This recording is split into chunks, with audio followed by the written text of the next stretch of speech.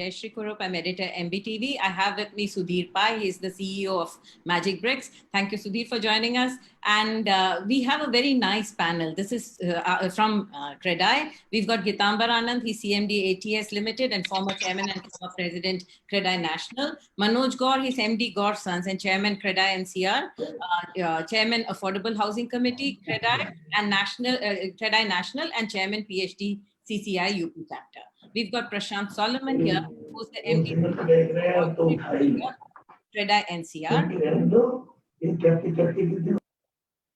We've got Pankaj Goyal here. He's Director Express Builders and Honorary Secretary Credai NCR. And of course, Surbhi Arora, she's the head of research at Magic Bricks. And Surbhi is the one who's crafted this report, which is the basis of this entire session. We start with a keynote address by Sudhir, who has actually done a deep dive into the statistics of Magic Bricks to figure out what consumers' trends are in the NCR region. And after that, we'll have a short panel discussion, and everyone logged in here will get a chance to ask their questions at the end of the session, where all panelists will answer. Sudhir, so over to you. Thank you, Jayashree. A warm welcome to all my fellow panelists. We have some of the most prominent names from NCR with us today. In the panel discussion that follows, I really look forward to comparing notes on how we are seeing emerging demand trends versus the actual ground situation on transactions and the way ahead. Also, a warm welcome to all participants. Thank you all for joining in. And a very big thanks to the Credai NCR office bearers for inviting us to speak to all of you. Now, the real estate industry has seen a lot of shocks in the last 4 years, but nothing compares to the events that we've seen in the last 6 months. The COVID episode and the lockdowns, anything else we have. In times like these, when significant change is underway, it becomes very important to gauge which way the winds are blowing and to understand emerging trends early. What I will cover today is how demand for real estate is playing out in the midst of this pandemic. Now, there's been a lot of speculation, a lot of guesswork on what is happening. What we will bring to you today is a data-driven factual analysis of how demand trends are actually playing out, particularly in the NCR cities. Now, but before I begin, I'd like to share 2 pieces of information with all of you, which will serve as a useful context. One, on why Magic Bricks is best placed and credible to present such reports, and why we believe that these reports are actually representative of markets. And 2, how do we actually get all of the data that goes into these reports? Before I begin, let me just put up a presentation. Just bear with me for a minute. Deepak, is the presentation on? Yes. All right. So let me begin with the first question. Right? Now, we've grown considerably in the last few years. What you see here on the slides is some data of how we have been in the last 12 months. So if you look at the last 12 months alone, we have had as many as 25 lakh registered buyers on Magic Bricks. And now these 25 lakhs is only people who are looking for residential homes to buy. They don't include people from who are looking for commercial or rental plots or any of the other segments that's also there on the site. This is only residential buying. Again, this 25 lakhs is not traffic. This is the number of registered buyers on Magic Bricks who have made at least one inquiry in this period. If you notice, this number is actually 3 times the total number of transactions that happen in a country. So it's a pretty big number. And that's the kind of buyers who are on the site in the last 12 months. Traffic has also scaled up. We now have about 2.5 crore people every month who visit Magic Bricks, and our footprint extends to more than 300 cities and towns across the country. We also have some meaningful traffic that comes from about a dozen odd countries outside India as well. Now, the reason for me sharing all these metrics with you is not really to do any kind of chest thumping that Magic Bricks is big, but the purpose why I'm sharing this is to submit that we have a lot of buyers on the site, and therefore, because of the sheer scale and the breadth that we have, what we see happening on the site, we would submit is quite representative, therefore, of what's happening on the ground as well. On part 2 of what I mentioned earlier, on how do we get the data that goes into reports that we present, data comes from largely 3 sources. First, we do some one-to-one interviews with a smaller set of buyers. So this is in-depth interviews to understand what buyers are thinking and what they're planning to do. The second largest source of data is surveys that we do. For example, for the purpose of this report, we have done two different surveys. One was done in April and the second one was done in July. Between the two surveys, about 5,000 people participated.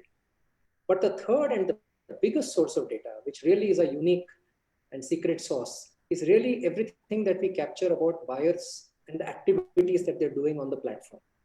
Now we capture dozens of data points per buyer, what they are searching for, what their budgets are, which localities they are searching in, what's the size of the house, how many bedrooms do they want, what kind of amenities they like, how long they've been searching, how frequently they come. We capture dozens of data points for every single user.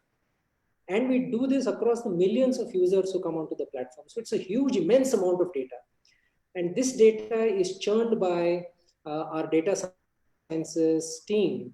And they use some of our proprietary algorithms and some of the best BI, which is business intelligence and data warehousing tools, to really put all of this data together in the form of meaningful reports. So that's really the source of data. A little bit comes from one-to-one interviews. Some more comes from surveys, but the biggest source of data is actually live site activity data that we put out in front of you. We are also a 12-year-old organization. We have had a fancy for data and reports like these. So we have been collecting data for the last 12 years. We have also made significant investments, one in an editorial team, in a research team, and in a substantial technology-led data sciences and analytics team as well. So that's a bit of context on why there is an abundant amount of data on the platform, and second, how we put it all together for the reports that you sort of see. So with that as context, let's now begin. This is trend number one. What I'm going to present today in front of all of you is a bunch of trends that we have seen emerge in the last 6 months or so. What you see on the slide now is trend number one. The graph that you see here is actually how traffic and inquiries on Magic Bricks have panned out in the last 6 months. Now, if you notice, when the lockdown was announced sometime in mid of March, we saw a very steep dip on the site, right? Traffic and inquiries fell as much as 50% as people were anticipating. Things were looking pretty grim at that point of time. But thereafter, we have also seen a very sharp recovery. Of course, the fall was very sharp. What had to fall fell in about 2 weeks. The recovery has taken a little longer. It's taken about 2.5 months. But there has been a recovery, no doubt. If you see at this point of time in August, the total number of buyers on the platform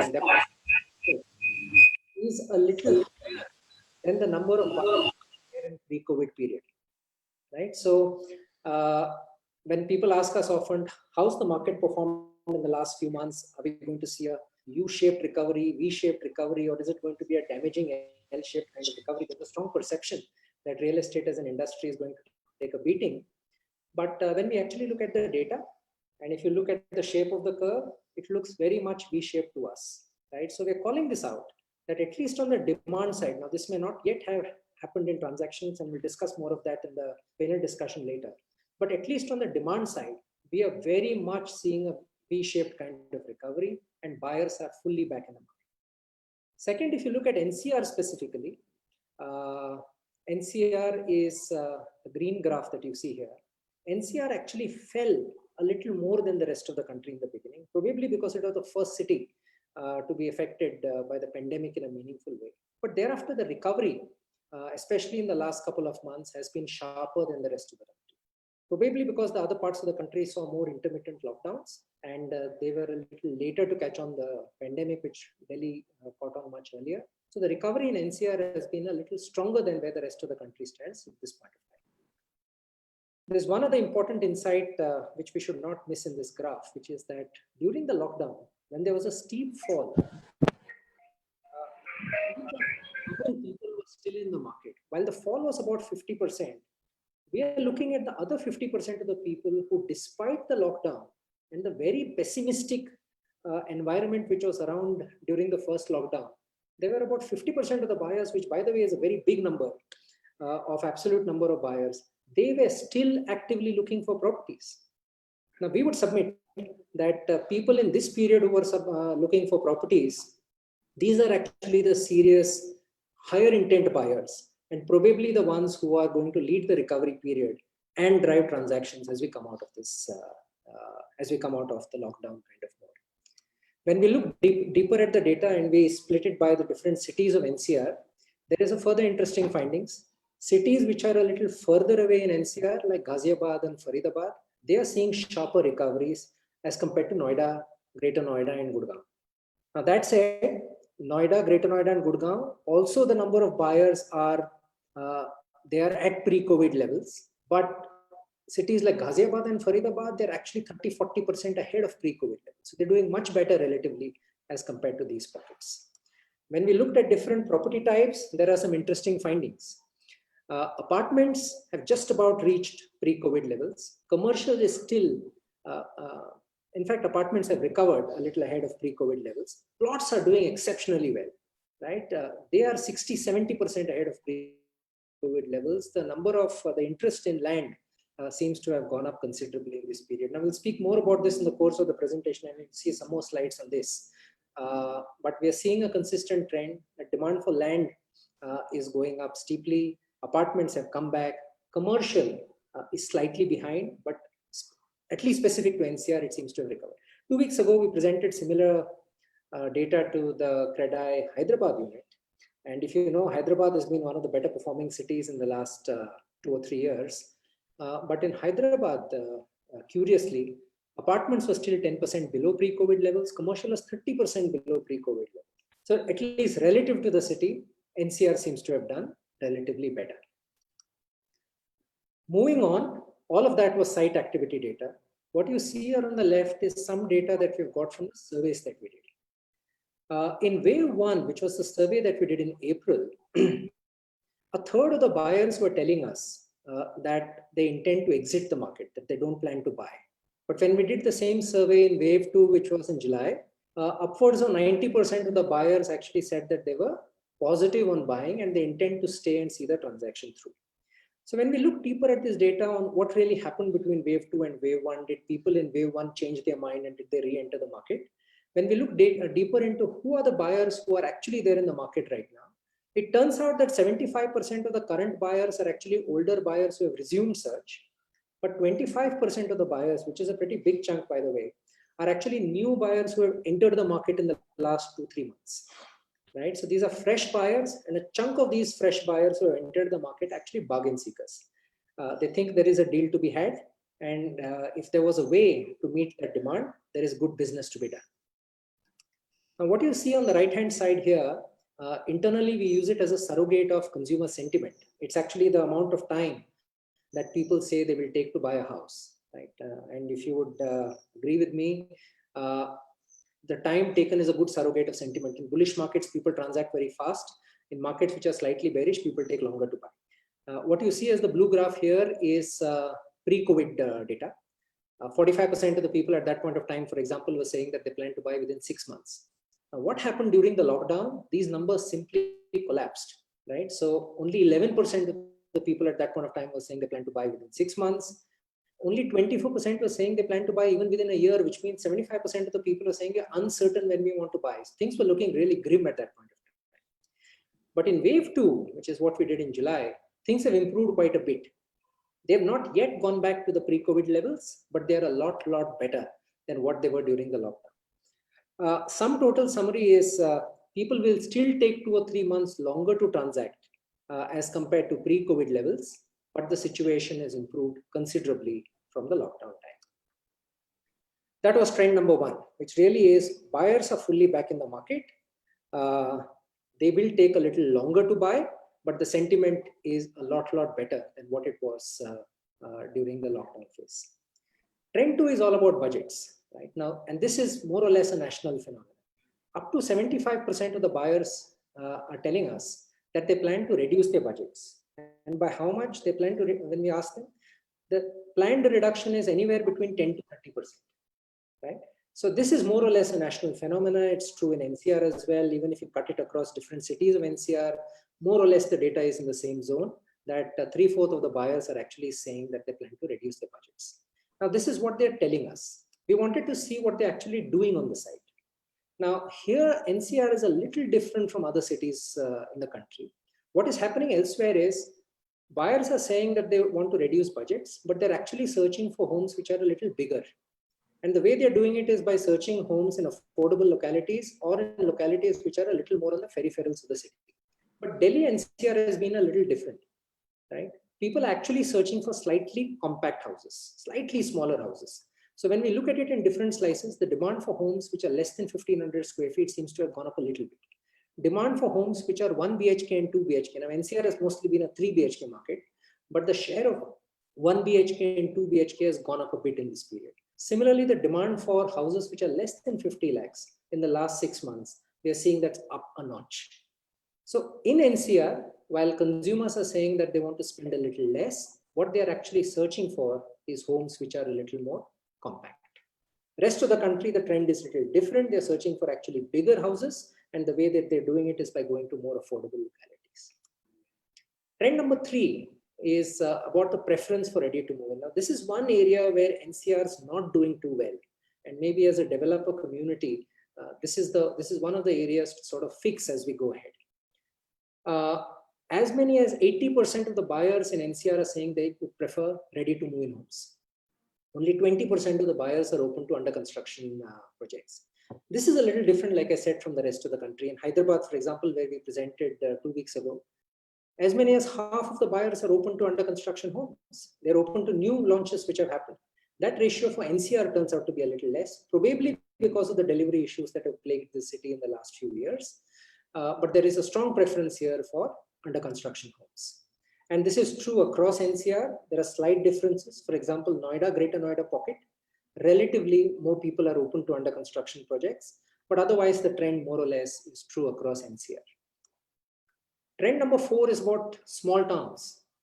Now, we find that post the lockdown, or post in the last 4-6 months, there's been a remarkable interest. There's been a remarkable growth in interest for small towns. And this is true across the country, right? Now, what you see here is some cities of north of India and UP and Rajasthan that we put out.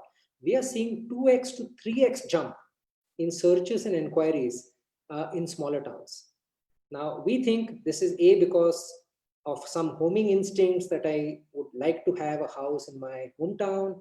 It could also be because these towns have been relatively less affected by the pandemic. But whatever the reasons, small towns are seeing a huge degree of interest. We are seeing similar trends for NRIs as well. Maybe the reasons are similar, that NRIs also feel the need to have a home back in their home country. It could also be the favorable exchange rate which is playing out, but there's been a strong interest in the NRI segment looking for homes back in India. So if some of you have a significant share of NRIs in your transactions, it might be a good time to double down. If on the other hand, you've not looked at NRIs as a potential market, please do look at it, because there seems to be a significant interest from that segment coming. Trend number 6 and 7. One, I'd mentioned this earlier, sharp interest for land, right? This is true across the country, true for NCR as well. As much as 70% jump in inquiries only in the last 3 or 4 months for land, right? And this is true across the different cities of NCR, also true in small towns. There's one trend which took us a bit by surprise. So during the lockdown, when we were often asked what is likely to recover first, we at that point of time were thinking rent would recover first, because we thought people would be pessimistic about buying, but rental has often been a stable market. We thought rent would recover first. We've been taken by surprise. Rent is still below pre-COVID levels, but the number of sale inquiries have gone up. And now when we think about it, what's actually been happening when we check with buyers is they've been worried about moving homes at this point of time. They've decided to stay put, even if they've changed homes, because most of them are work from home. They don't need to change houses, even if they've changed jobs. So as a result of which, I think the rental market is still a little behind pre-COVID levels. Sale, however, like we've been discussing all along, has had a sharp recovery. So those were some of the key trends that we wanted to put forward to all of you.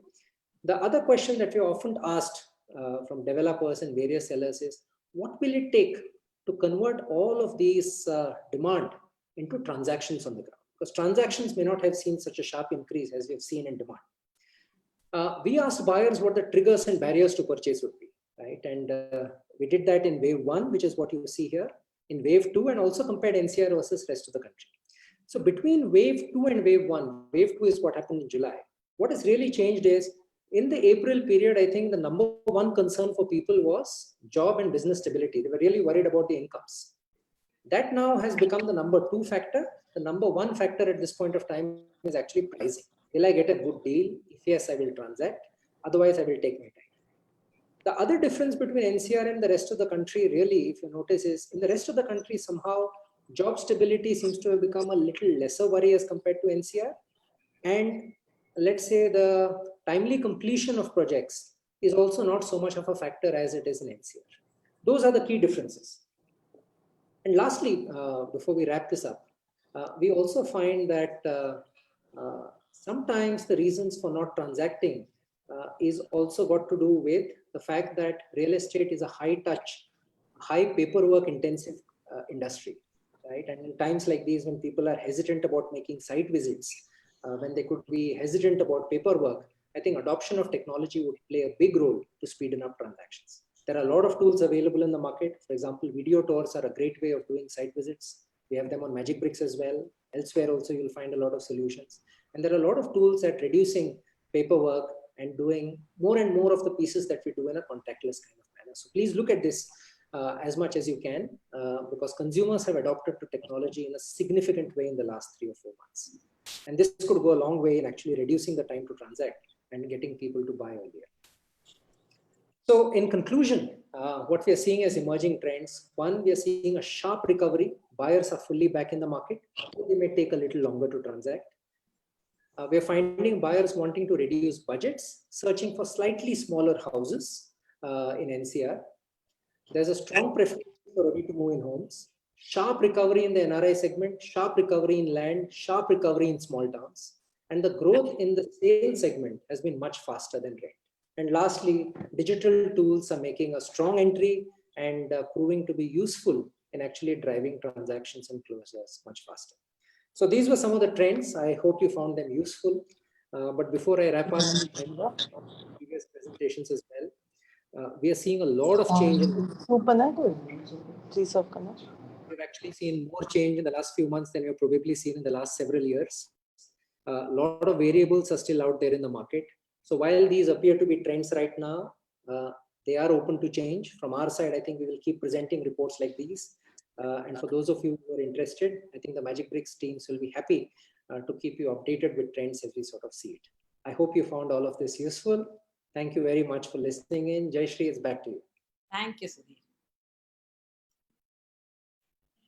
Okay, thank you, Sudhir. We go on to the panel discussion. So our panelists, for those of you who've joined late, is Gitambar Anand, Manoj Gaur, Prashant Solomon, and Pankaj Goel. And of course, our research head Surbhi joins us on the panel. So first I'm going to go to Surbhi. Surbhi, Sudhir did talk about the changing demand trend, right? Can you talk about the kind of apartments people are looking for? Slightly smaller apartments? Is it in the same locations? Are they moving a little away from what they were looking at? Are you seeing any changes in on the site? Surbhi, you're on mute. So if I talk about demand, so demand over the last 6 months has actually showing a little bit of different trend than earlier. The compact houses, what we are talking about.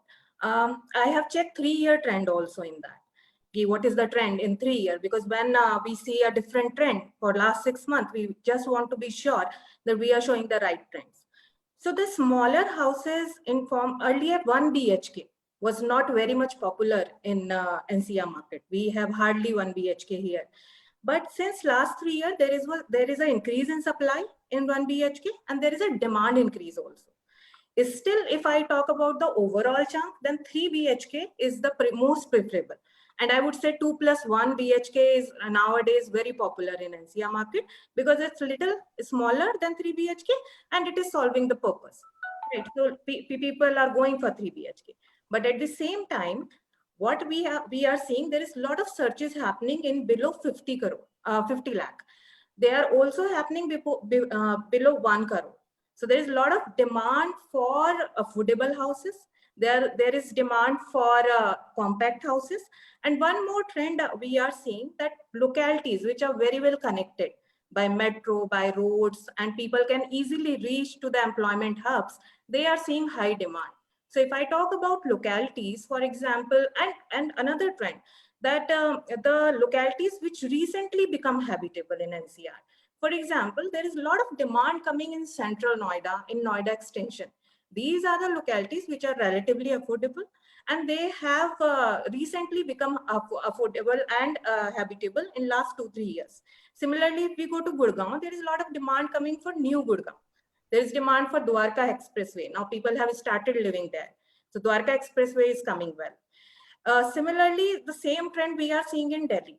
Delhi, affordable location like Narela, beyond Rohini, the location in Chhatarpur, the affordable location, they are actually getting a lot of searches on our website. So this is what the Magic Bricks trends were. And let's quickly move over to our developer friends. Let me start with Gitambar Anand. Gitambar, are you seeing any changes in the consumer demands, the sizes, the prices, and the localities? So Jayashree, there was never any argument or discussion on the demand forever. We've been shouting horse from CREDAI when people are talking of an inventory overhang. We used to say, it's not because of a lack of demand. It's just because of a lack of trust. Yeah. And an inventory overhang never meant that, there's no demand for real estate. Now, after COVID happening, fortunately for our industry and housing more so, the insecurity of not having a house is really playing a serious part in this sudden upsurge of demand. Because when COVID happened and we were all at home, people who were staying on rent, they realized that this is not the right way to live life. You must have your own house. You must have a roof over your own head. So suddenly this became a priority. And also you see why there was a surge in searches for property was because people were sitting at home and they had a lot of time and they were searching for property. They were searching for other things. They were not buying. So I'm going to say this, and this is, I love the report you made. How much of it is going to actually translate into a transaction is yet to be seen. Yes, there are more inquiries coming in. Transactions have definitely gone up, but not to pre-COVID levels. The insecurity of a pay cut amongst the buyers, the insecurity of a job loss amongst the buyers has still not gone away. The GDP numbers which we saw a few days ago, they were not very encouraging. And, I don't know whether we are going to see a correction there in the short term or the long term. So that is a concern vis-a-vis the demand. Supply side, Jayashree, and it's very encouraging to see that, yes, even now in the NCR also, there are about 31-32% people who would go for an under construction property, not ready to move in. So the supply side needs to be propped up. The supply side needs support from government, from banks, from institutions, from policymakers. And we've been fighting from CREDAI for that itself. So all in all, I would say the future is very bright. And if you're looking at smaller units for living, we've been in the industry for decades, and we've seen these short-term reactions and long-term reactions. Like Surbhi, you very rightly you said, the sweet spot is a 3-bedroom house because end of the day, people want to live in a location for 10 to 12 years where, the children are going to school over there and the children are growing up in that house. So a 2-bedroom or a 1-bedroom house really doesn't serve the purpose of stability in that area where they are going to school. I can drive to my job if I change my job, but I wouldn't like to change my children's school. So a 3-bedroom is a sweet spot, and a 2.5 or 2+1 room is a very, very sweet spot. Of course, yes, people are looking for sweeter deals and discounts, but having said that, I don't know whether that is possible from the supply side because we have had cost overruns. We've had work stoppages, which have actually resulted in a lot of administrative costs, which are resulting into nothing else but losses. So I don't see whether discounts and sweet prices will be available for long. It is only going to be on a case-to-case basis where there's a cash flow requirement on an urgent basis. So I wouldn't say, shrinking the size of a house is the answer to address the demand for a below 50 lakh rupee budget. We have seen in the past, and I'm talking about 2008 and 9, as an organization, ATS started making, for the first time ever in the history of our, entire execution, we came up with a 2-bedroom product in Indirapuram. And we regretted it later because, there are about 2,000 apartments, out of which about 400 are 2-bedroom and the rest are 1,600 are about 3-bedroom. We realized that the aspiration to have a 3-bedroom is always going to stay. As the kids grow up, they need a bedroom each. So it's most families are husband, wife, and 2 children, and the grandparents keep visiting. So each child does need a room. Husband and wife need a room, and one is for the guests. So that guest room, that can double up as a child's room and a guest room for the nana, nani, dada, dadi. So the 3-bedroom is a sweet spot. So we had decided consciously not to make smaller apartments. 1-bedroom is a strict no-no. It's more for the transitory, migratory population who comes in. It's more a rent yielding asset for people who have surplus money. I would not say that people would live in a 1-bedroom house after getting married and having children. So I would say be careful there. And even when people are buying 1-bedroom apartments, be careful there, because if you're looking at it from a rent perspective, of course, yes, go ahead and buy it. But in the long run, from a developer side, be careful. Yes, the future is bright. It's not a V-shaped recovery, I would say.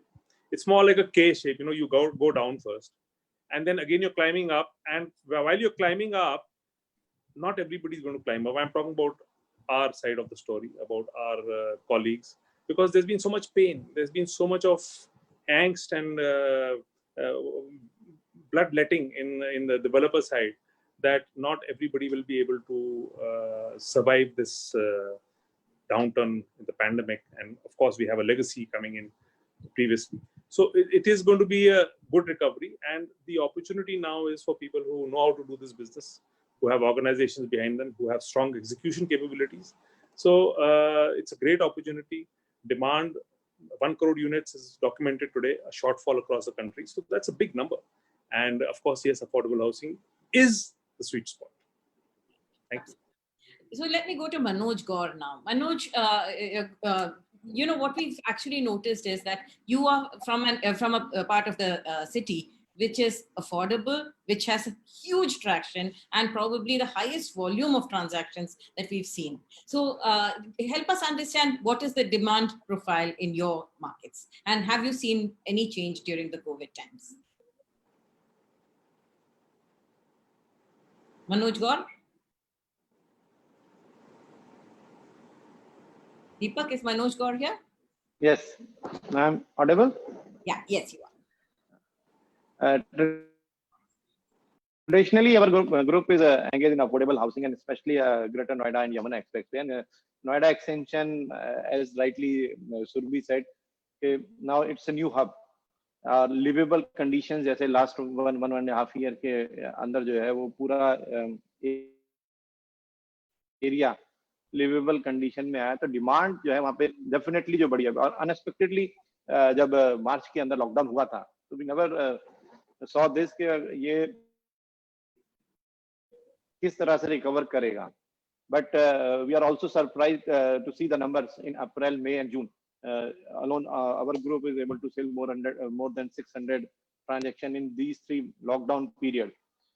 तो उस time फिर हमने अपनी company के अंदर भी ये analysis किया कि भाई वाई लोग इतने बंद हैं घर के अंदर, वो प्रॉपर्टी क्यों खरीद रहे हैं. तो एज गीतांबर राइटली सेड कि द सेंटिमेंट्स जो है, लोग जब घर के अंदर रहे, अपनी फैमिली के साथ रहे, तो जो एक जो इम्पोर्टेंस ऑफ हाउस, वो एक बहुत इंपॉर्टेंट फैक्टर निकल के आया कि भाई गाड़ी हो या ना हो, मेरा जो ऑफिस हो या ना हो, लेकिन ये घर ऐसा है जो मैं फैमिली के साथ जहाँ पे टाइम बिता सकता हूँ. तो वो एक, और डेफिनेटली जो रेंटल वाला जो था, जो एक परसेप्शन पिछले 3-4 साल के अंदर बना कि एक मिसट्रस्ट लोगों का रहा, तो उन्होंने अपना डिसीजन ही लेना छोड़ दिया कि हमें घर चाहिए नहीं, we are better to take a house on rent. उसकी वजह से भी हमारे सेक्टर को बहुत जो है ज्यादा प्रॉब्लम रही, क्योंकि सेल्स उसकी वजह से कम हुई. तो वो जो रेंट वाला जो फैक्टर था, वो साइकोलॉजी इस लॉकडाउन ने उनकी चेंज करी. No rent is required. और इनिशियली आप देखेंगे कि जो म्यूचुअल फंड था वो बहुत क्रैश हुआ, तो लोगों को एक asset class it's a real investment and it is for the life, जहाँ पे आदमी अपनी फैमिली के साथ रह सकता है. Of course the demand side change हुई है. 3 बेडरूम और 2.5 बेडरूम डिमांड जो है वो सबसे ज्यादा डिमांड में अभी भी आ रही है. क्योंकि उसके उसके सारे पर्पस सॉल्व होते हैं, एक बेडरूम अपने लिए, एक बच्चों के लिए और एक वो मिसलेनियस उसके लिए। तो डिजाइनिंग पार्ट में भी चेंज हुआ है। और जैसा वेबिनार से शुरू होने से पहले मैंने भी बताया कि थोड़ी सी changes in common areas, in housing, private housing, larger balconies की रिक्वायरमेंट, जिन जिन अपार्टमेंट में लार्जर बालकोनी थी वहाँ के लोगों का बड़ा अच्छा जो है फीडबैक आया कि उनका एक प्राइवेट एरिया उनको जो है मिला। तो कुछ चेंजेस हमने अपनी डिजाइन टीम को भी बोला है जो है उसको चेंज करने के लिए। एक पार्ट और भी सिग्निफिकेंट चेंज हुआ कि जो कॉस्टिंग साइड पे बोला, जो जितना भी स्ट्रेस था, मेरे ख्याल स्ट्रेस जो है वो साइकोलॉजिकल ज्यादा था, लेकिन फाइनेंशियल साइड पे स्ट्रेस थोड़ा सा कम हुआ डेवलपर्स पे। और उन्होंने अपने जो डिस्काउंटिंग लेवल था उसको कम, क्योंकि वो एक्चुअल में नहीं था, वो कैश फ्लो को मेंटेन करने के लिए वो उतना नीचे प्राइस के ऊपर सेल कर रहे थे प्री लॉकडाउन जो है। लेकिन एक तो क्या हुआ कि 2-3 महीने और उसके बाद 3 महीने और 6 महीने का मॉनिटोरियम जो मिला, उससे कैश फ्लोज कंपनी के जो है बेटर हुए। ये जो बैंक्स को लगातार जो पैसा जा रहा था और खर्चा भी नहीं हुआ, तो वो एक संभल के आया। प्लस अभी जो आरबीआई ने 2 इयर्स की जो विंडो दी है, that is also a boost up to the entire real estate company, कि अगर वो अपना प्रोजेक्ट पूरा करना चाहते हैं तो एक अच्छे तरीके से वो प्रोजेक्ट पूरा कर सकते हैं और कैश फ्लो की उतनी प्रॉब्लम जो है नहीं रहेगी। तो इस वजह से डिस्काउंट्स वगैरह भी, जैसे हम अपनी कंपनी में देखें कि रादर जो है रेट्स जो है प्री को लॉकडाउन से पहले और आज के रेट में कम से कम 300, 200, 300, 400 रुपए तक का भी फर्क जो है आ गया, और स्टिल द वॉल्यूम ऑफ जो सेल वो डाउन नहीं हुआ है। तो इट मीन्स लोग जो है इस बात को रियलाइज कर रहे हैं कि अच्छी लोकेशन है, अच्छा डेवलपर है, तो बाइंग जो है एक तरह से वो सेंटीमेंट्स जो चेंज हुआ है। तो आई एम फुली एग्री कि एक पैराडाइम शिफ्ट है towards the psychology of having a house. और it is a good time to developers also कि जो एक स्ट्रेस में थे वो अपने प्रोजेक्ट जो है कंप्लीट कर सकते हैं। और ऑब्वियसली जो लोग सीरियस लोग हैं और जो अपने ट्रेड को समझते हैं और लॉन्गर टाइम के लिए हैं और जिनमें कैपेबिलिटी है अपने अपने प्रोजेक्ट को पूरा करने के लिए, वही रहेंगे। वो चेंज तो इस इंडस्ट्री में चल ही रहा है पिछले 3-4 साल से। नॉन सीरियस प्लेयर्स तो ऑटोमेटिकली धीरे धीरे आउट हो ही रहे हैं, लेकिन जो सीरियस हैं और जिन्हें इसी फील्ड में रहना है और जिनके पास कैपेबिलिटी ऑफ एग्जीक्यूशन है, फाइनेंशियल डिसिप्लिन जो है मेंटेन कर सकते हैं, फाइनेंशियल क्लोजर ऑफ प्रोजेक्ट कर सकते हैं और टाइमली डिलीवरी कर सकते हैं, मैं समझता हूँ उनके लिए आने वाला टाइम बहुत अच्छा है। और एक इस लॉकडाउन ने आदमी की जो साइकोलॉजिकल चेंज किया है उसके अंदर, तो वो रियल एस्टेट के लिए एक जो है बूस्टअप जो है हो सकता है आने वाले time. Manoj, two things that Gitambar said I'd like you to address. One is that Gitambar said that 3 bedroom and 2.5 bedroom are the demand is for those. But आपके markets में 1 bedroom, 2 bedroom में भी बहुत demand था. क्या वो demand कम हो गया है? देखिए, कोई नए लॉन्चेस तो हुए नहीं है लास्ट 2.5 ईयर के अंदर, और मेरे को नहीं लगता कि किसी ने 1 बेडरूम प्रोडक्ट किसी ने लॉन्च किया हो और उसका बिका ना हो। आई डोंट थिंक 1 बेडरूम की कोई ऐसी बहुत ज्यादा डिमांड जो है बड़ी है, लेकिन 2.5 बेडरूम एंड 3 बेडरूम की डिमांड डेफिनेटली, अगर हम अपना जो है वो देखें कि 2 बेडरूम से भी ज्यादा आज की डेट में जो अवेलेबिलिटी है हमारी 3 बेडरूम में तो ऑलमोस्ट निल हो गई है। तो 3 बेडरूम की डिमांड बढ़ी है क्योंकि फैमिली ओरिएंटेड बाइंग ज्यादा हो रही है। 1 बेडरूम जो है यंग कपल्स जो है या जो सिंगल जिनको जॉब है या सिंगल वुमेन है, सिंगल आदमी है या मूविंग पॉपुलेशन है, उसमें पहले भी था, वो सर्विस अपार्टमेंट में कन्वर्ट होके या फर्निश्ड हाउसिंग के अंदर जो है कन्वर्ट हुआ। But I don't think 1 bedroom की डिमांड कुछ ज्यादा इंक्रीज हुई है, specially in this area. But I am fully agree with the Gitamba. 3 bedroom is the sweet spot. Everybody is looking for that. 3 bedroom with some amenities पे भी आप भी काफी लोग काफी डिसीजन लेने लगे हैं कि जो amenities हैं उस प्रोजेक्ट की, ओपननेस कितना है, क्लब के अंदर क्या फैसिलिटीज हैं, तो वर्क फ्रॉम होम भी अगर करते हैं तो क्या ओपन ग्रीनरी एरियाज क्या है, लोकेलिटी, उसकी लोकेशन, ट्रांसपोर्टेशन। तो ये चीजें भी पहले इंपॉर्टेंट नहीं थी, पहले केवल आदमी प्राइस देखता था और वो खरीद रहा था, लेकिन अब इन चीजों के ऊपर भी और डिजिटल एक्टिविटी बढ़ने से अब वो ज्यादा टाइम, आपका खुद का डाटा ये बता रहा है कि वो उसकी जो number of visit on the digital platform वो ज्यादा, और यहाँ पे डिजिटल प्लेटफॉर्म पे वो कंपेयर कर सकता है इजीली एमिनिटीज प्रोजेक्ट को भी देख सकता है, पिक्चर्स भी देख सकता है। तो आई थिंक ये टेक्नोलॉजी ने उसकी जो क्वेरीज थी उसको और जो है बेटर बनाया है, और आने वाले टाइम के अंदर ये डिजिटल प्लेटफॉर्म जो है ये वाइटल होगा उसके डिसीजन मेकिंग के अंदर। That we also realise that in our last 2-3-4 month का जो एक्सपीरियंस है उसमें डिजिटल हमारे यहाँ भी बहुत जो डिजिटल इंक्वायरीज है या डिजिटल इंटरेक्शन है और उसके थ्रू जो कन्वर्जन है उसमें भी सिग्निफिकेंटली चेंज हम देख रहे हैं। Prashant, you were building in an area which had been stuck for a infrastructure project for a long time. But like Sudhir said and Surbhi said, the connectivity has become a big factor, and the Dwarka Expressway seems to become livable now. So help us understand what's happening in your market. You're on mute. Okay. Can you hear me? Yes. I can. Yeah. Okay. So Jayashree, as you said very rightly, that infrastructure is a very important part of the overall development, especially in this part of town. Luckily for us that the expressway, as you know, it had a lot of legal hurdles that lasted more than a decade. Luckily, those are now resolved. The work is happening in full swing. Construction is happening in full swing. In fact, it was very encouraging to see that during the lockdown, if you remember about a month or so, I think into the lockdown when they opened up construction, right? So I actually live right next to the expressway. So I immediately from that very day started hearing the work happening. So that was a great sign. In fact, the progress of work is happening at a very good rate. I mean, it's better than, frankly speaking, it's better than what it was even before, So I think that is a good sign that, because this is a project being taken up by the center. This is a NHAI project. So I think it's very high in the priority list now to complete this because people have waited for too long. And the results have started showing. People have started living. A lot more people have started moving into this area. Schools have been opened. I mean, of course, right now, because of lockdown, they're closed. But prior to the lockdown, schools had started. Children were going there. And this is all in the part of the expressway, which is new, which is coming up. Okay.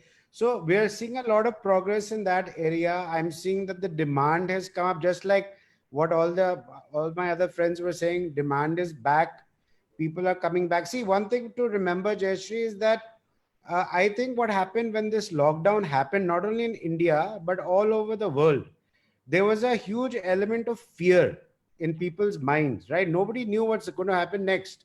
So luckily what happened is, I think what we were shown is that the lockdown or this pandemic was not a stop button. It was only a pause button. Yes.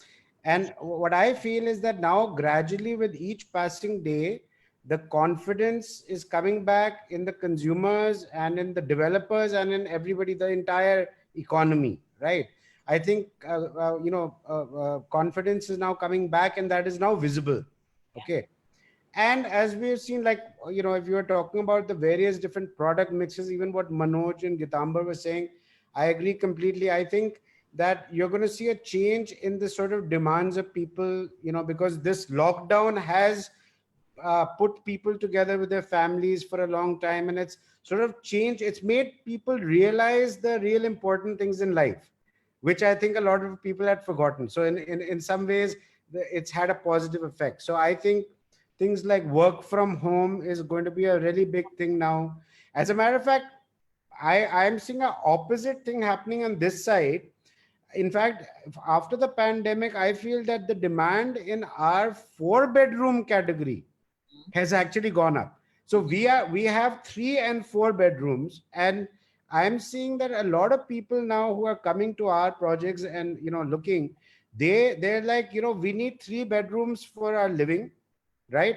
But we want a 4th bedroom or 3+1, because a lot of people want to use a bedroom for their office or like a study room type of a thing.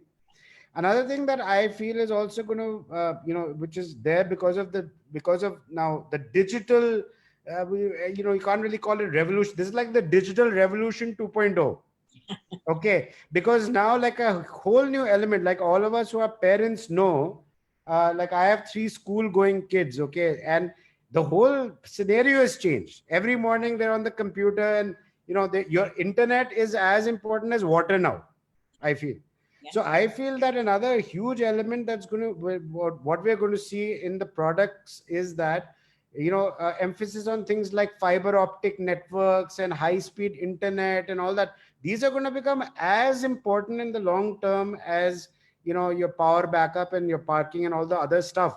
I think your internet and the kind of infrastructure for technology infrastructure, for bandwidth is also going to be a huge factor in the quality of projects and things like that. And pretty much that's what's happening in this part. Yeah.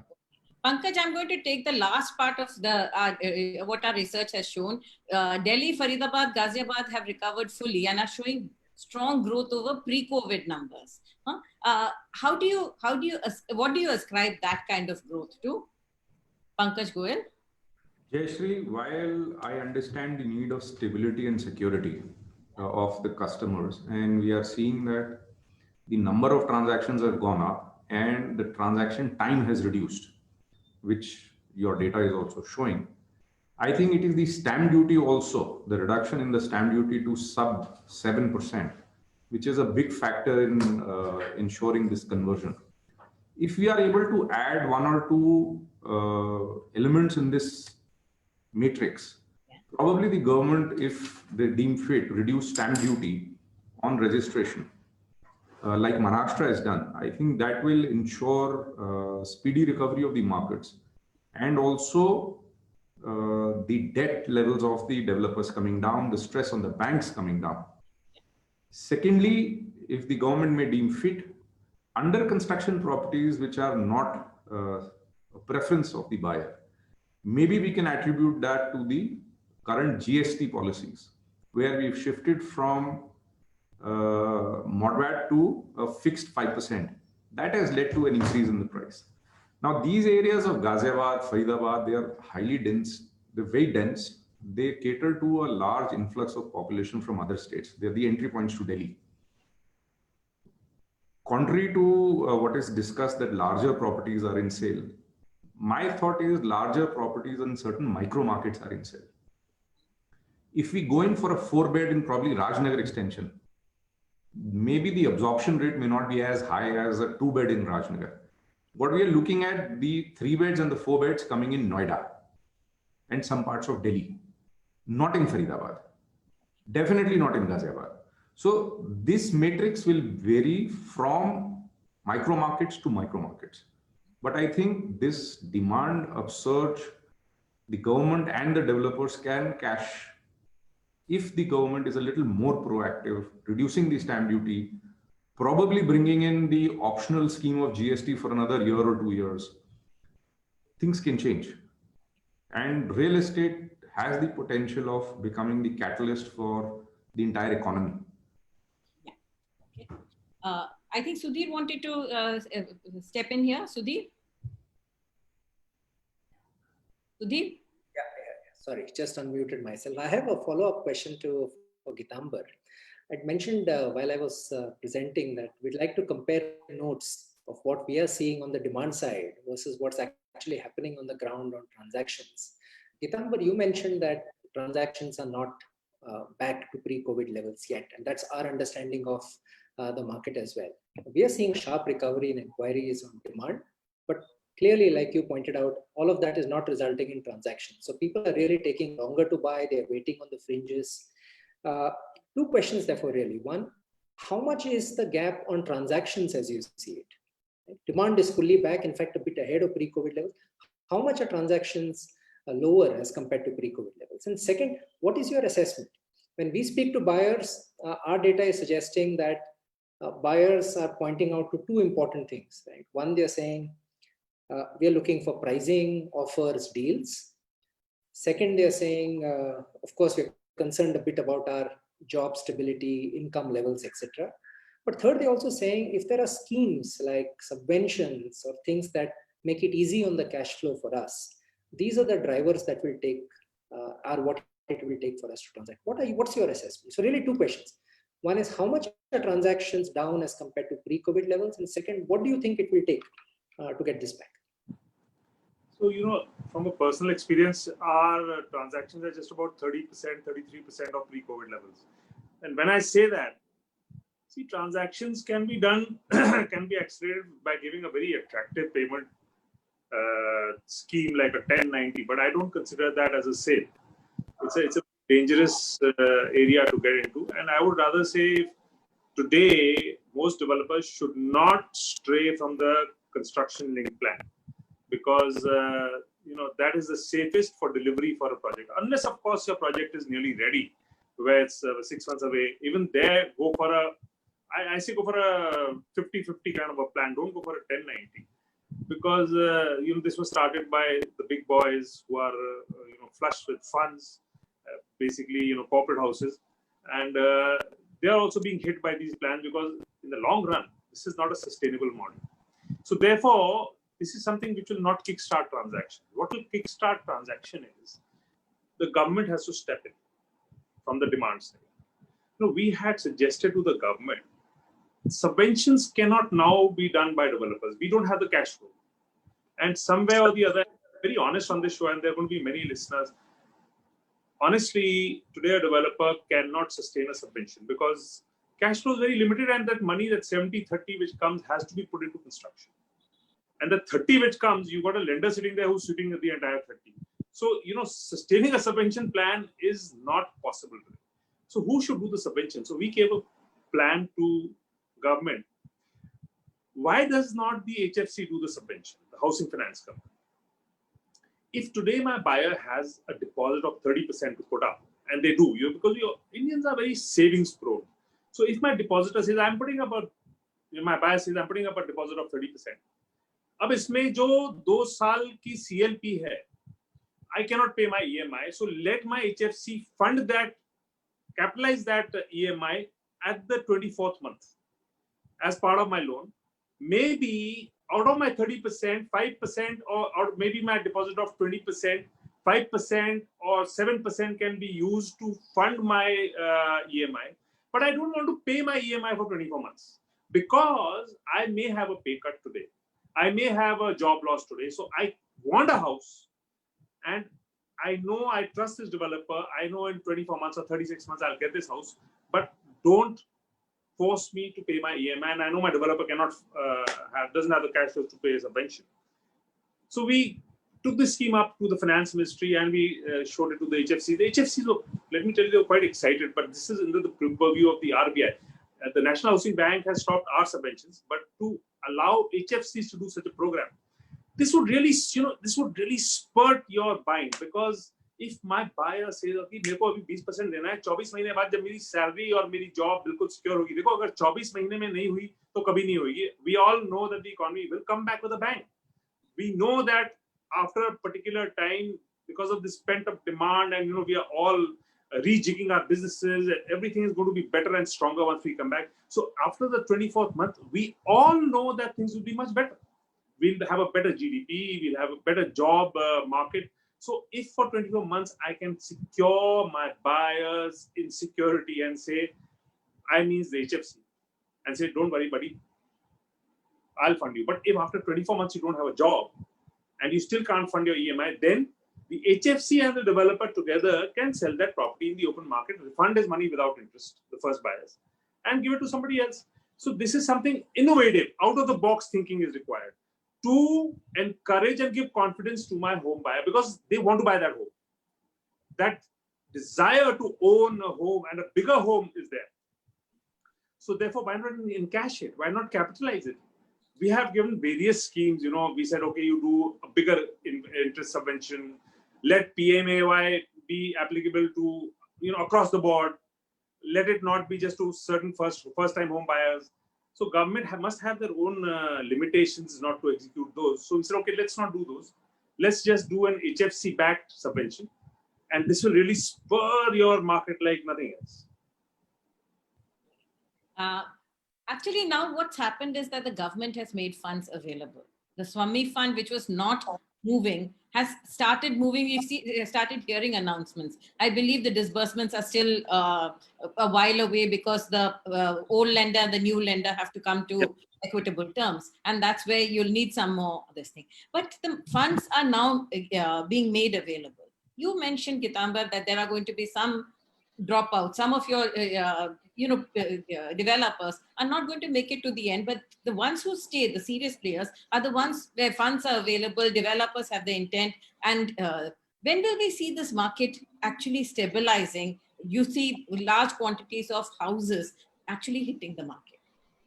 So actually, Jayashree, this is something which is not peculiar to the real estate industry. It's peculiar to all businesses because of the pandemic, and there was a slowdown prior to the pandemic also. So I cannot put a month and a date to when we'll see the stabilization coming. But I know this for sure, that once industry gets support and the people who are here to do work, because you need an organization to continue doing real estate. And real estate is now more like a manufacturing activity. So those of us who are here to stay, and we get the right support from government and from the banking fraternity, for us to come back with a bank. And if we have this support to the demand side, supply side, I've said we need this. We need capital. We need some easier policy. We need time. We need time to pay loans. We need time to complete our projects which are stalled because of, NCR has got legacy issues with the NGT. एक साल काम बंद रहता है. So we need time to complete our projects. We need time from Noida Authority to give us time to complete our projects and not just keep levying charges on us. So all these things we need this kind of support from government.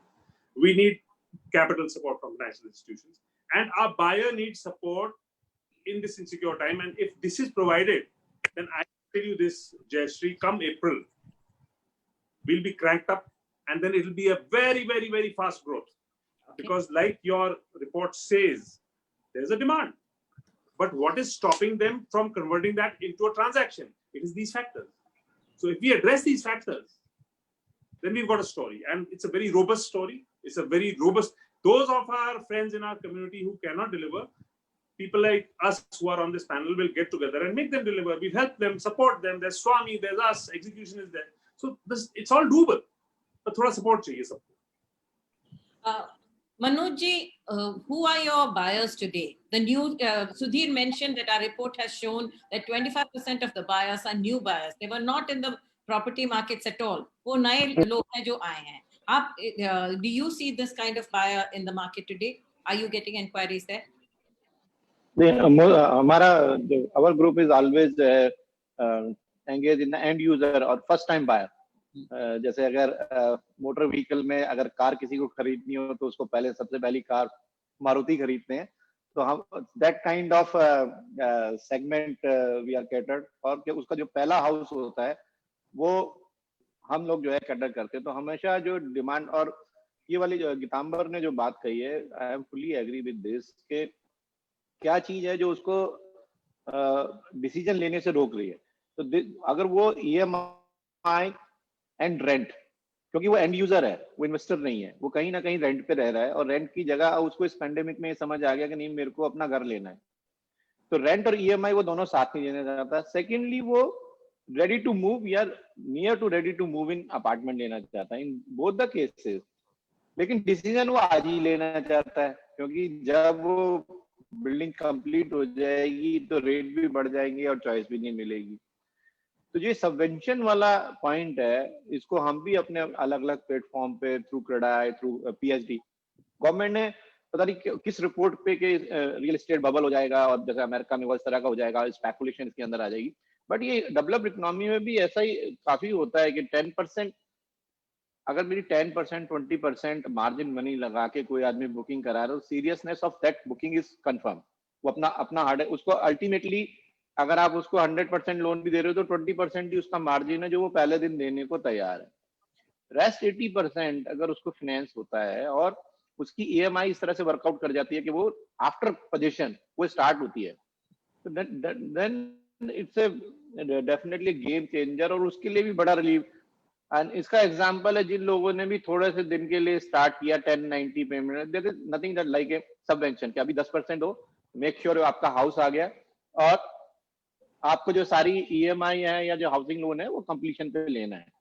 तो जब मार्च के महीने में बहुत सारी ऐसी units थी जिनका on the verge of completion, उसके अंदर हमने भी 50-100 यूनिट्स का एक ऐसा पेमेंट प्लान निकाला, एंड आप उसको सेल करने के बाद 2 दिन भी नहीं लगे।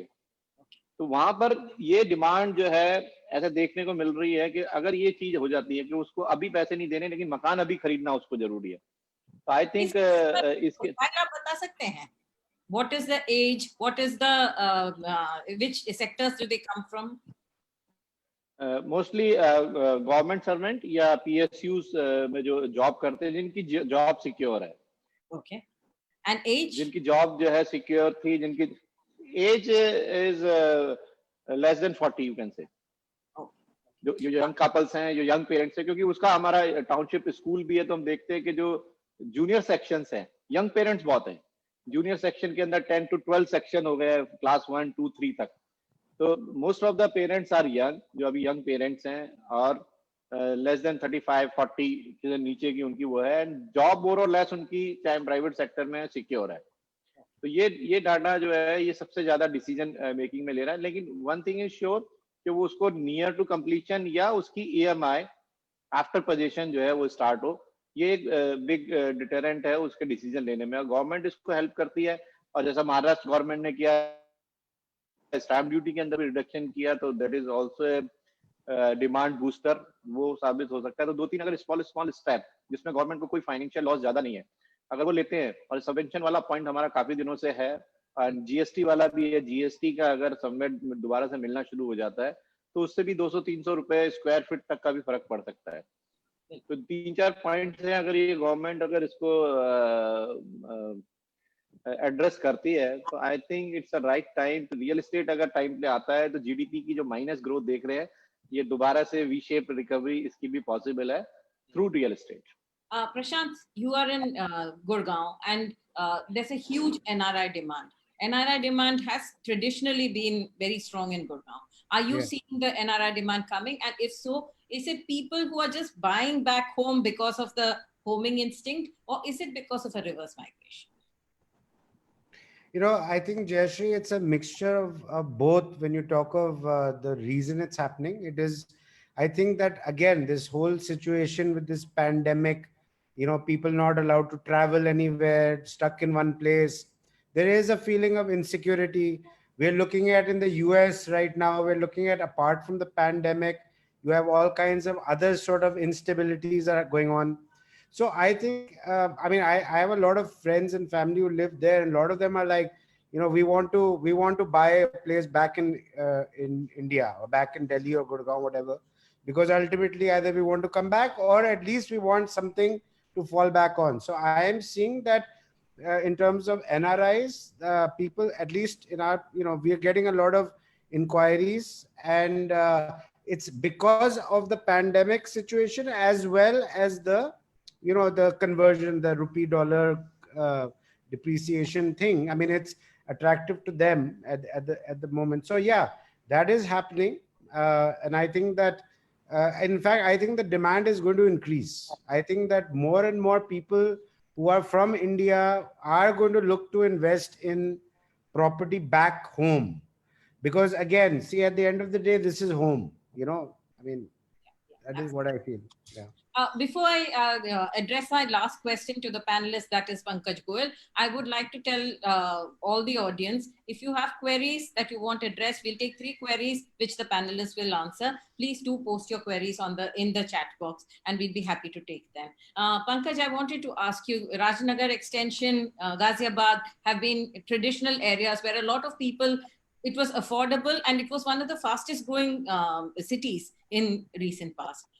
Like you're seeing a lot of demand going outside to the smaller cities, are you seeing the smaller town people buying into Ghaziabad, Rajnagar Extension and all were an entry point into the NCR? Are you seeing that also happening? Yes, Jayashree, I think a lot of demand is coming from areas like Ranchi, Lucknow, Kanpur, the tier 2 and tier 3. Probably because they have somebody working or their kids studying in this area. So these areas, Ghaziabad, Rajnagar Extension, Vasundhara, Vaishali, this belt, there is a lot of demand which is being coming from Tier 2 of UP and Bihar. If I am not mistaken, more than 50% demand is from that area. And we continue to see such demand coming from these areas. I'll take the last three questions. This is anyone of the panelists can answer this. There is Nishant Garg who has asked, what is the demand and buyer preference for commercial post-lockdown? Would any one of you like to address the commercial demand question? Manoj, I think you can address that. There is definitely an increase in commercial demand also. We have 2-3 projects, sale model, small shops. Lot of inquiries are there, lot of conversion is also there. Commercial demand भी जो है वो बड़ी है इसके lockdown के बाद जो है स्टेबिलिटी जहाँ पे घर है और घर के बाद क्योंकि काफी लोग अब वहाँ पे शिफ्ट हो रहे हैं specially I am talking about the इधर Noida extension area more than 1 lakh families already moved in that area. So definitely demand is there for the commercial also. In the other part also, the leasing is also increase in the lease model हमारे उसके अंदर है. All the stores are opened again and lot of other new inquiry for the new जो vacant area उसके अंदर भी जो है inquiry बढ़ी है. So I think धीरे-धीरे जो है इसकी recovery भी आ रही है and sale model for the commercial is also in demand. Okay. And that one last question, do you think there should be tax rate cuts? Stamp duty, Maharashtra has already brought it down, time bound up to December, 3% down, and up to March, 2%, 2% down. Do you think, I think you guys have made a demand to the government that something similar should happen all over the country. What is your expectation? How is the government responding to that? Last week अभी housing ministry से हमारी एक webinar थी उसके अंदर भी ये point discuss हुआ and I think central government has issued the advisory to all the state government also to think about this step of Maharashtra government अगर इसको सब लोग रिप्लिकेट कर सके तो डेफिनेटली ये डिमांड को इंक्रीज करने के लिए एक बहुत बड़ा स्टेप होगा. Secondly the demand for the GST I think that is a tough decision. अभी राइट नाउ जीएसटी का कलेक्शन काफी लो है लेकिन अगर वो भी होता है जीएसटी का अगर सबमिट मिलना दोबारा से स्टार्ट हो जाता है जो है उससे भी जो कॉस्ट ऑफ कंस्ट्रक्शन के ऊपर जो प्रेशर है वो उससे ठीक होगा. ये 2-3 स्टेप्स अगर होते हैं तो और ये सबवेंशन अगर 3 स्टेप करते हैं तो डिमांड साइड जैसे गीतांबर ने बोला नेक्स्ट अप्रैल आते आते जो है दिस सिनेरियो जो है एकदम से चेंज हो सकता है. And not only the real estate क्योंकि रियल एस्टेट से almost all the industry more than 230 industry जो है ऑलरेडी जो है रियल एस्टेट से डायरेक्टली इनडायरेक्टली जुड़ी हुई है. तो एंटायर जीडीपी को जो अगर एक बूस्टअप देना है I think government should focus on 2-3 small points जिसके अंदर जो है अगर कुछ स्टेप्स लिए जाते हैं तो ओवरऑल इकोनॉमी पे काफी फायदा एम्प्लॉयमेंट भी उससे जनरेट होता है और सारी इकोनॉमी जो है वापस से अपनी back to pre covid level पे वापस ले जा सकती है उसको. I have one last question that has come about the Bhiwadi market. Would somebody like to address it? What is the prospects of the Bhiwadi market? Maybe you can actually link it to the peripheral NCR markets. You've got Meerut, you've got Bhiwadi, Dharuheda, Nimra, Manesar, and so on. What is the extent of demand in these markets? Gitambar, do you want to take that? We had Vishal Gupta on as an audience member, and he's operating in Bhiwadi. Vishal, I think, is the best guy to answer that. Vishal, are you here? Would you like to take that query? Vishal Gupta? Yeah. Can't hear you. Okay. Thanks, Gitambar. So, Jayashree, very interesting development of, so we're operating in 7 to 8 markets. And the first market that we saw internal revival was actually Bhiwadi after the, so we were actually surprised, rather pleasantly surprised, leaning towards a little bit of shock, but very interesting. We're seeing a lot of inquiries coming. In fact, our inquiries, our site visit numbers are higher than pre-COVID levels. And who are the buyers? What's the profile? Again, younger people. We are seeing younger the percentage earlier we used to get pre-COVID levels, I would say a 50-50 percentage of people who are either looking to invest or to, invest to let or to actually end users. Right now, our the site visit numbers, 80% is end user driven across all projects. Okay. So and we are seeing a very reasonable number of conversions. We are also seeing, I think that the other dynamic that has changed is that because work from home is now being encouraged, a lot of families are saying, okay, we don't mind, let's look at a little bigger apartment, a more open environment, and can we actually stay outside? I don't have to travel to, let's say, to Delhi every day or even to Gurgaon every day. I can come twice a week. Yeah. And is that does that change the paradigm? So we're seeing that happen. We are also seeing local demand in Bhiwadi change. Okay. So I think a lot of people who are earlier, I think there is a shift in the millennials. They were probably not in the investment zone earlier. I think over this period of the pandemic, they've also got savings that they're saying, let's invest it. It's not going to hamper our lifestyle anymore. Absolutely. And the millennials are coming back, the 25% that we found who haven't been in the market and who have recently entered the market probably are the millennials who are looking to put their money into real estate. Yes. Correct. And rental demand is also very firm. We are actually getting a lot of move-ins at this point of time. That's So, interesting. average, like let's say Ashiana town, we had 20 families move in every month. It's come back to 17, 18 a month already. Okay. That's promising. I'm going to go back to Surbhi. Surbhi, would you like to give a quick assessment of what rental demand has been on the site? And then I'll ask Sudeep to make his closing remarks. Surbhi? Surbhi, I can't hear you. Yeah. So as we saw in the presentation also earlier, that rental demand has not come to that level which sale demand is right now. But at the same time, if we talk about pre-COVID levels, yes, the rental demand is also at the same level. And the reason why the rental demand has taken a little bit, because a lot of people who were planning to shift, they have hold their decision during this pandemic time. So I think rental will take a little longer because people will become comfortable in some time to move out. And, the moment we get this vaccine and things go a little correct, and then I think rental demand will go up. And similar thing is happening in commercial also. If I talk about commercial leasing, most of the leasing that happened in last 6 months was pre-commitments. Most of the larger thing. Most of the discussions were around, extending the contracts for longer period, the leases which were expired. People want to stay a little longer. Developers were also helpful in those situations because there was not a lot of demand for leasing. So a lot of, in rental market, a lot of demand has pushed for 2-3 months. And that is happening in commercial market. So that's about the rent.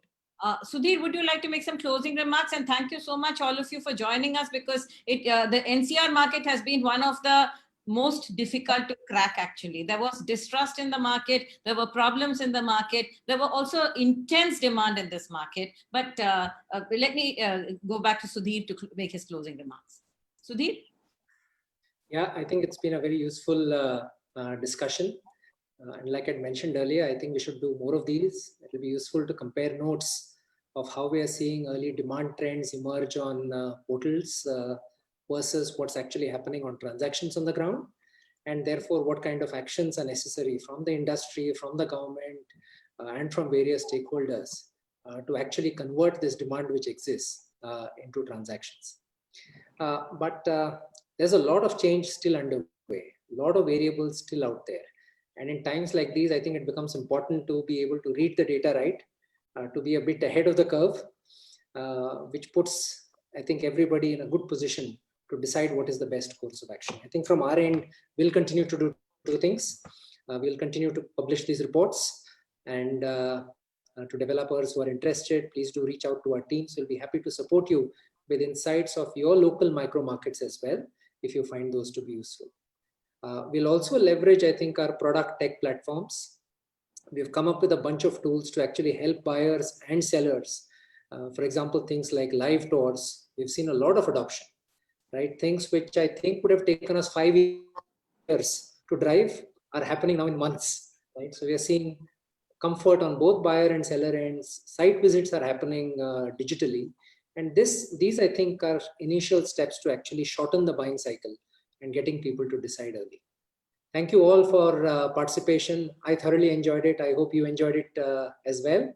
Thank you so much. Have a lovely weekend. Thank you. Thank you. Thank you. Okay, thank you, everyone. Thank you.